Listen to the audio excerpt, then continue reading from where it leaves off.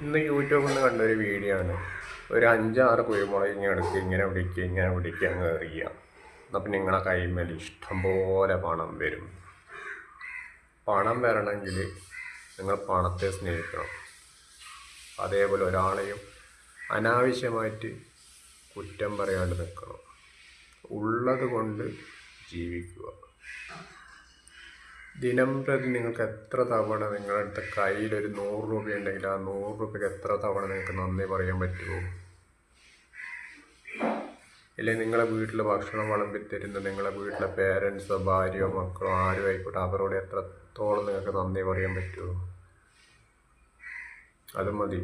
വീട്ടിൽ വരുന്ന ചില പക്ഷിമൃഗാദികൾക്ക് നിങ്ങൾ ഒരു നേരത്തെ ഭക്ഷണം അല്ലെങ്കിൽ കുറച്ച് വെള്ളം, ഇപ്പം ചൂട് കാലമാണ്, കുറച്ച് വെള്ളം ഒന്ന് പുറത്ത് വെച്ച് നോക്കിയേ.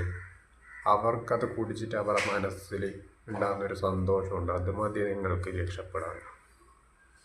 കർമ്മ ഒരാളെ കൊണ്ട് കുറ്റം പറയാൻ പാടില്ല. ഇന്നുണ്ട് അവന് കാറുണ്ട്, ഇവന് ബൈക്കുണ്ട്.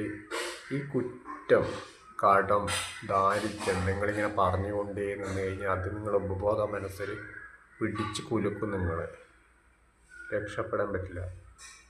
ഉള്ളതിന്